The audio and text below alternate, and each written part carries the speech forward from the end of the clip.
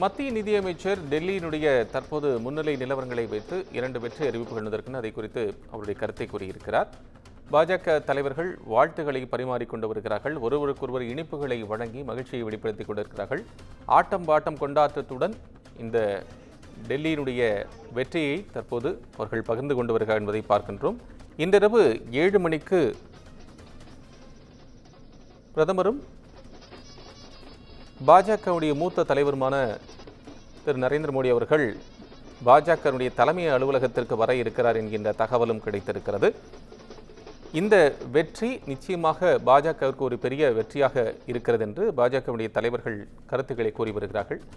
காங்கிரஸ் கட்சி பார்க்க வேண்டியிருக்கிறது. காங்கிரஸ் கட்சி படுதோல்வியை சந்தித்திருக்கிறது. ஹேட்ரிக் தோல்வி என்ற நிலைதான் இருக்கிறது. காங்கிரஸ் சார்பாக போட்டியிட்ட வேட்பாளர்கள் ஒருவர் கூட கடைசி வரை முன்னிலை பெறவில்லை என்பது அந்த கட்சிக்கு உண்மையிலேயே ஒரு வருத்தம் அளிக்கக்கூடியதாக இருக்க அந்த தொண்டர்கள் பார்க்கிறார்கள். இது குறித்து கருத்து கேட்கப்பட்டது காங்கிரஸ் கட்சியினுடைய பொதுச் செயலாளராக இருக்கக்கூடிய பிரியங்கா காந்தியிடம். நான் இன்னும் முழுமையாக பார்க்கவில்லை, முழுமையாக பார்த்துவிட்டு சிறிது நேரத்தில் செய்தியாளர்களை சந்தித்து பேசுகிறேன் என்று கூறியிருக்கிறார். ஆனால் இந்த காங்கிரஸ் கட்சியை பொறுத்தளவுக்கு இந்த தேர்தல் மிக முக்கியத்துவம் வாய்ந்த ஒரு தேர்தலாக பார்க்க வேண்டியிருக்கிறது. சட்டமன்ற தேர்தலில் குறிப்பாக தலைநகரில் தங்களது பலத்தை பரிசோதித்துக் கொள்ள ஒரு மிகப்பெரிய ஒரு வாய்ப்பாக அமைந்திருந்தது. ராகுல் காந்தி தலைமையின் கீழ் அடுத்தடுத்து இருக்கக்கூடிய தேர்தல்களை சந்தித்த போதும் கூட பெரிய அளவுக்கான ஒரு வெற்றியை பெறவில்லை. மல்லிகார்ஜுன கார்கே கட்சியினுடைய தலைவராக வந்த பிறகு 2 மாநிலங்கள் நடைபெற்றக்கூடிய தேர்தல்களில் அவர்கள் வெற்றி பெற்றிருக்கிறார்கள் என்பது எதிர்க்கட்சியினுடைய கருத்தாக பார்வையாக இருக்கிறது. பிரதமர் மோடி பாஜகவுடைய மத்திய அலுவலகத்திற்கு இன்று மாலை 7 மணிக்கு வர இருக்கிறார் என்கின்ற அந்த தகவல் தற்போது கிடைத்திருக்கிறது. இது அண்மை செய்தியாக நாம் பார்த்து கொண்டிருக்கின்றோம். மணீஷ் சிசோடியா தோல்வி, அரவிந்த் கெஜ்ரிவால் தோல்வி என்கின்ற இருவரும் ஆம் ஆத்மி கட்சியினுடைய தலைவர்கள் தோல்வி முகத்தில் இருக்கக்கூடிய நிலையில் தோல்வியை சந்தித்திருக்கிறார்கள் என்கின்ற நிலையில் காங்கிரஸ் கட்சி மிக பெரும் படுதோல்வியை சந்தித்திருக்கிறது என்பதை பார்க்க வேண்டியிருக்கிறது. அடுத்தடுத்த தோல்விகளால் இண்டி கூட்டணியில் ஒரு மிக பெரும் மாற்றம் வரும் என்று எதிர்பார்க்கப்படுகிறது. மேற்கு வங்கத்திலிருந்து திரிணாமுல் காங்கிரஸ் கட்சியினுடைய தலைவர் மம்தா பானர்ஜி இண்டி கூட்டணிக்கு நான் தலைமையேற்க தயாராக இருக்கிறேன் என்று சமீபத்தில் கூறியிருந்தார். இது தற்போது ஆம் ஆத்மிக்கு மட்டுமல்ல, காங்கிரஸை தவிர்த்துவிட்டு மற்ற இண்டி கூட்டணி கட்சியினுடைய தலைவர்கள் ஒன்று கூடுவதற்கான ஒரு வாய்ப்பு இருப்பதாக கருதப்படுகிறது. நம்முடைய கருத்துக்களை பகிர்ந்து கொள்வதற்காக தமிழக காங்கிரஸ் கமிட்டியினுடைய முன்னாள் தலைவர் திரு திருநாவுக்கரசு அவர்கள் இருக்கிறார்கள். சார் வணக்கம். இணைப்பில் வந்த மிக்க நன்றி. வணக்கம் சார். காங்கிரஸ் கட்சியுடைய இப்ப இந்த ஒரு தோல்வி முகம், இப்ப இருக்கக்கூடிய ஒரு நிலை, இதை பத்தியான உங்களுடைய பார்வை என்ன சார்?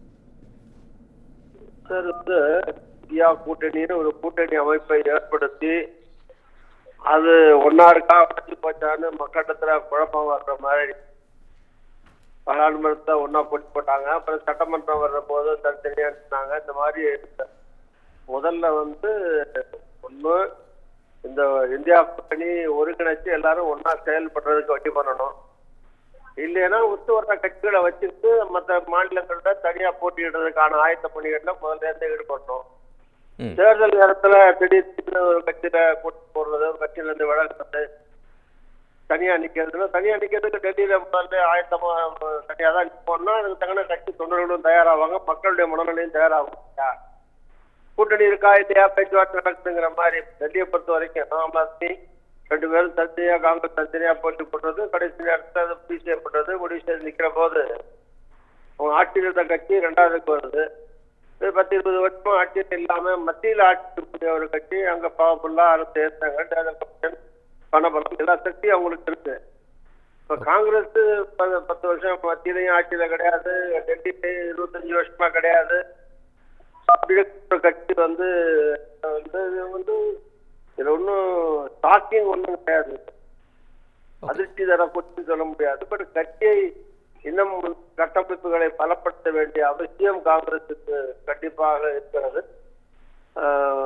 அதை கட்சி அங்க இந்த மாநில லெவல்ல ஒவ்வொரு மாநிலத்திலையும் சரியான தலைமைகள், அது கீழே அமைப்புகள், கீழே பூத்து கமிட்டிகள், கட்சி கிளைகள் ராகுல் காந்தி கஷ்டப்படுறாரு, சிரமப்படுறாரு, பார்லிமெண்ட் சிறப்பா பேசுறாரு, இந்தியா புறம் போறாரு, தைரியமா சொல்றாரு, துணிச்சல் பண்றாரு, துணிச்சலா செயல்படுறாரு. அந்த ஒரே ஒருத்தர் மட்டும் இந்தியா 40 படி பக்கத்துக்கு ஓட்டு வாங்க முடியாதுல்ல. Right sir. ஆனா இப்ப ஆம் ஆத்மி ஓட்டு வாங்கலாம், அவரை காமிச்சு ஓட்டு வாங்கலாம், அவங்க காமிச்சு தான் ஓட்டு வாங்கணும். ஓகே. ஆனா அவரே தான் ஓட்டு வாங்குவாருன்னா அந்த மாநிலத்துல வந்து அமைப்போட சரியா எல்லாம் இருந்துச்சுன்னா கட்சி இந்த மாதிரி தொடர்ந்து தோல்விகளை சந்திக்க வேண்டிய சூழ்நிலை இருக்கு. அது காங்கிரஸ் எப்படி பரிசோதனை பண்ண வேண்டிய நேரம் பண்ணணும். ஓகே. இல்லை திருநாவுக்கரசு சார், இப்போ உங்களுக்கு நல்லா தெரியும், ஏன்னா நீங்கள் அக்ராஸ் இந்தியா ட்ராவல் பண்ணியிருக்கீங்க, முக்கிய தலைவர்கள் கூட இருந்திருக்கீங்க, தேசிய தலைமையிலையும் இருந்திருக்கீங்க, உங்களுக்கு நல்லா தெரியும். ஆனால் இப்போ இது ஆம் ஆத்மி என்ன சொல்லுன்னா எங்கள் தோல்விக்கு காரணமே காங்கிரஸ் தான் அப்படின்னு அவங்க ஒரு குற்றச்சாட்டை வைக்கிறாங்க. நீங்கள் அக்செப்ட் பண்ணுறீங்களா அது? இல்ல இல்ல, ஆட்சியில இருந்த ஒரு கட்சி அவங்கள அவங்க பரிசோதனை பண்ணிக்கிட்டு நாம அந்த ஆட்சியில இருப்போம், திருப்பி வர முடியுமா, வரலையா, வர முடியலன்னா பக்கத்துல பிஜேபி வர யாருக்கு வாய்ப்பு இருக்கு, பிஜேபிக்கு வாய்ப்பு இருக்கு. பிஜேபி வரக்கூடாதுன்னா காங்கிரஸ் கூட்டணி போடணும். அது ஆட்சியில் இருக்கிற ஆம் ஆத்மி கட்சி அதை முடிவு பண்ணி இருக்கிறோம். அவரே கேஜிவால தடுமாறாரு, தோக்குற மாதிரி இருக்கு இல்லையா? ஓகே. அப்படி இருக்கிற ஒரு கட்சி அவங்க நம்ம ஆட்சியில் வந்து 3 தடவை எடுத்துட்டோம், நமக்கு வாய்ப்பு இல்லை, அப்போ பிஜேபி வரக்கூடாதுன்னா காங்கிரஸ் வரக்கூடாது பாக்குறாங்களே தவிர பிஜேபிக்கும் ஆம் ஆத்மி கட்சியுமே காங்கிரஸ் வரக்கூடாது இருக்காங்களே தவிர பொது எதிரி பிஜேபி வரக்கூடாது ஆம் ஆத்மி கிடையாது, காங்கிரஸ். ஓகே. இல்லை இப்போ இந்த தேர்தல், டெல்லி தேர்தலை பொறுத்தளவுக்கு பிரைம் மினிஸ்டர் மோடி அவர்கள் பேசும்போது கூட இந்திரா காந்தி ஆட்சி காலத்தில் இந்த தனிநபர் வருமான வரி அதை பற்றிலாம் கூட நீங்கள் இவ்வளோ டேக்ஸ் கட்டணும் அப்படிங்கிற பற்றிலாம் பேசியிருந்தாங்க. அந்த மாதிரி பாயிண்ட்ஸ் வந்து பாஜகவுக்கு ஒரு வெற்றி முகத்தை நோக்கி கொடுக்குது அப்படின்னு. அதே போல் இந்த மன்னர் ஆட்சி, குடும்பத்தில் ஒரு அரசர் ஆட்சி போல இருக்கிறாங்க அப்படிங்கிற அந்த மாதிரி குற்றச்சாட்டுலாம் வைக்கிறாங்க. 50 வருஷமா சொல்லிட்டு இருக்கிற குற்றச்சாட்டுகள் தான் அதெல்லாம். இதெல்லாம் மீறி தானே காங்கிரஸ் பல மாற்றம் ஜெயிக்குது. இன்னைக்கு வந்து 50,000 100,000 கட்சிகள் தலைவராக இருந்த இருந்தவர் இன்னைக்கு எதிர்கட்சி தலைவராக இருக்காரு. 50ல இருந்து 100 சீட் ஆயிடுச்சு. இந்த மாதிரி விவசாய காலத்திலே வச்சுங்க, காமராஜர் காங்கிரஸ்ல 10-12 வருஷம் அவர் சிஎம் இருந்தாரு, 5 வருஷம் இருந்தாரு. காரணம் அந்த தலைமைகள் இங்கேயும் பெரிய தலைவர் தான் நேற்று, பெரிய தலைவர் தான் இந்திரா காந்தி. பட் இங்க வந்து அதுக்காக யாரோ வச்சு போறாங்க போட்டுருந்தாங்கன்னா இங்க ஆட்சி அதுதான் மாற்றத்துக்கு மாநிலம் இருந்தது. அது மாதிரி டெல்லியிலையும் வந்து டெல்லியில் மட்டும் இல்லை, இது பக்கத்தில் ஹரியானாவா இருக்கட்டும், இதெல்லாம் வந்து அந்த தலைமையும். 2வது ஒருத்தர் வந்து நான் கட்சியில வந்து மாநில கட்சின்னு பாத்தீங்கன்னா ஒரே தலைவர் தான் இருப்பாங்க.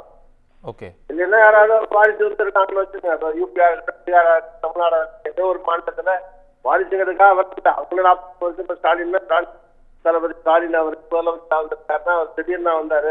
40 வருஷம் இருந்து எம்எல்ஏ வந்து வந்துருக்காரு. ஆனாலும் தொடர்ச்சியா இருக்குல்ல, கலைஞர் இருந்தாரு, அதுக்கடுத்து அந்த தொடர்ச்சியா ஒரு தப்பை வந்துருக்கு இல்லையா? ஓகே. ஸோ அதே மாதிரி பிஜேபிலையும் பார்த்தீங்கன்னா அங்க இருக்க ஒரு 4-3 தலைவர்கிட்ட மாறி மாறி எந்த தலைமையோ அவங்க போட்டு தானே டெவலப் பண்றாங்க. ஓகே. அது ஒரு தலைவர் யாரும் ஆரம்பிக்காது, அதே மாதிரி மாநில தலைவர் ஆரம்பிக்காது. சொல்றேன்னா ஓகே பிளஸ் மைனஸ் ஆய்வு பண்ணி நம்ம பண்ணோம். ஒரு வெற்றி, ஒரு தேர்தலில் வெற்றி தோல்வி சகஜம், அதனால ஒரு வெற்றி அழிஞ்சு போவார். இல்ல திருநாவுக்கரசு, இப்ப நீங்க ஒரு வேலிடான பாயிண்ட் சொல்லிருக்கீங்க. இது வந்து இப்போ ஒரு கட்சிக்கு தோல்வி வெற்றி அது முக்கியம் இல்லை, அதே சமயம் வந்து எக்ஸிஸ்டன்ஸுக்கு ஒரு தேர்தல் எக்ஸிஸ்டன்ஸ்க்கு அது ஒரு தேவையான விஷயமா பார்த்தப்பட்டா கூட நம்ம யாரை முன்னிறுத்தி அந்த தேர்தலை சந்திக்கிறோமோ அந்த தலைவருக்கான அங்கீகாரம் ஒன்று இருக்குல்ல. இப்ப நீங்க வந்து அது மக்களிடத்துல இருக்கணும்ல, மக்களிடத்துல இருக்கிற மாதிரி தலைவரை கொண்டு வரணும்ல. ராகுல் காந்தி இல்ல, நீங்க நான் எது கேட்க வந்தேன், ராகுல் காந்தியை முன்னிறுத்தி இந்த தேர்தலை சந்திச்சீங்க, ஆனா அந்த வெற்றியை நோக்கி உங்களுக்கு அக்செப்ட் ஆகலையே அப்படிங்கிற ஒரு கேள்வி வருது இல்ல? ராகுல் காந்தி பிரதம வேட்பாளர், அவர் சிஎம் வேட்பாளர் இல்ல சிஎம் வேட்பாளர். ஆனா யாரை முன்னிறுத்தி இருக்கீங்கிறது இருக்குல்ல. இப்ப பிரியங்கா காந்திய, ராகுல் காந்திய, அங்க யாராவது காங்கிரஸ்ல ஒரு மாநில தலைவர்களோ சட்டமன்றத்துல இல்ல தான் இருந்தது அப்போ. அதனால சட்டமன்ற கிடையாது, காங்கிரஸ் தலைவர்கள்ல தான் ஒருத்தர், மாநில தலைவர்கள் தான் ஒருத்தர் தான் பிரச்சாரம் பண்ணிருப்பாங்க. ஓகே. ராகுல் காந்தி சிஎம் வச்சு பிரச்சாரம் பண்ண, அதனால ராகுல் காந்தி பிரதம வேட்பாளர். இந்த மாநிலத்துக்கு மாநிலம் அவரே கொண்டு வச்சு சிஎம் வேட்பாளர் ராகுல் காந்தி ஓட்டு போடுங்க, ராகுல் காந்தி ஓட்டு போடுங்கன்னு சொல்றது மட்டும் வந்து அங்கே அந்த மாநிலத்துல மக்களுக்கு ஏற்புடைய ஒரு தலைமை வரணும். 4 பேர் 3 பேர் செலக்ட் பண்ணி அதுல ஒருத்தரை போக்கஸ் பண்ணணும். Okay okay. ஆனா வழக்கமா அந்த அந்த ட்ரெண்ட் காங்கிரஸ்க்கு இல்ல இப்ப என்னன்னா ஒருத்தர் ஒரு இல்லாமல் இருக்கலாம். நீங்க ஆளை கூட சில மாநிலத்தில் அறிவிக்கிறாங்கல்ல, சில மாநிலத்தில் அறிவிச்சுதான் தேர்தல் நடக்குது. ஆனா அறிவிக்கலைனாலும் அவர் தான் இப்ப கர்நாடகத்துல தேவேந்திர ரெட்டி வர போறாருன்னு எல்லாருக்கும் தெரியுமே. Okay okay okay okay. கர்நாடகத்துல யார் முதலமைச்சரா வர போறாரு எல்லாருக்கும் தெரியும். இந்த மாதிரி முன்னிலைப்படுத்தும் போதே தெரிஞ்சு மக்களுக்கு வந்து யாரு சேர்ப்பு யார் கட்சின்னு வர போறாங்க. அட்லீஸ்ட் 2 பேராவது இவர் வருவார் அல்ல அவர் வார்த்தையாவது கொண்டாந்து தேர்ந்தெடுத்துல. Okay okay okay okay sir. Okay ரொம்ப நன்றி. நீங்களுடைய கருத்துக்களை எங்கிட்ட பகிர்ந்துக்கிட்டோம். ரொம்ப நன்றி சார். திருநாவுக்கரசர் சார். ஓகேங்க.